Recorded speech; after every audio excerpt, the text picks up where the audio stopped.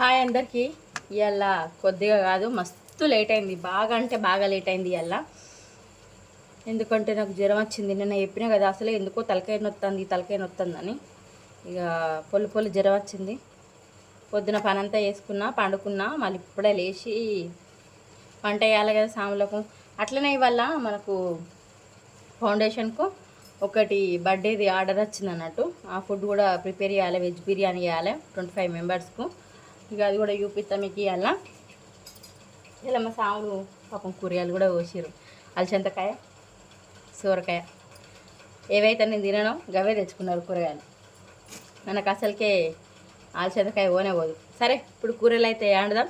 ఇక ముచ్చట ఇట్లా పెట్టుకుంటూ పోతే మస్తు లెంత్ అయిపోతుంది. ఇక సరేనా ప్రిపరేషన్ చేసి పెట్టారు అన్నట్టు. అన్ని కూరగాయలన్నీ కట్ చేసి పెట్టారు. ఇక మనం వంట స్టార్ట్ చేసారు. ఇక జల్దీనే అటు వంట మొదలు పెట్టుకుంటేనే ఇటు పువ్వులు తెంపాలి, రేపు పొద్దునికి దేవునికి దండాలని.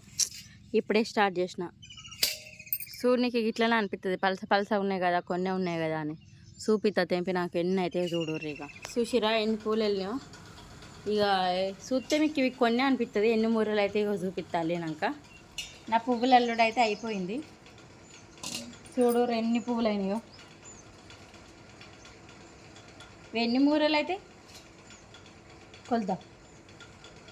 1 2 3 4 మూరలు, కొంచెం నర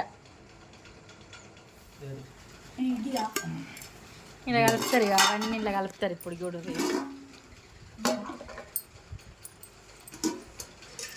నాకు టైం లెంత్ సరిపోదు, కొంచెం తొందరగా వేయర్రి. వీటన్నిట్లలో కలిపిన తర్వాత అది మళ్ళీ వాళ్ళు వేసుకొని తింటారు. అన్నీ వేసిన, ఇక అన్నీ పట్టించిన. మా సాములు అర్పణ చేస్తారు. ఇవాళ నాకు నచ్చని కూరలు, కానీ వాళ్ళకి ఇష్టమైన కూరలు.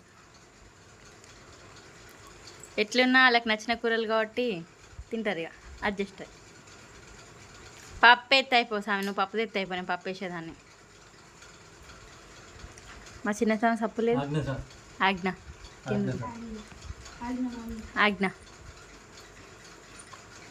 ఎట్లున్నాయి?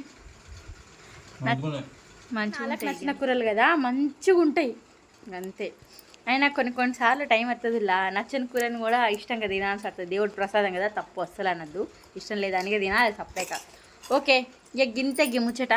ఇక చెప్ప బుక్కడంతా తిని అన్నం వండు స్టార్ట్ చేయాలి. ఉంది అని చెప్పిన కదా ఫుడ్ డొనేషన్. ఆ ముచ్చట ఇంకో వీడియోలో అయితే చూడదు. ఇక సరేనా, బాయ్ బాయ్.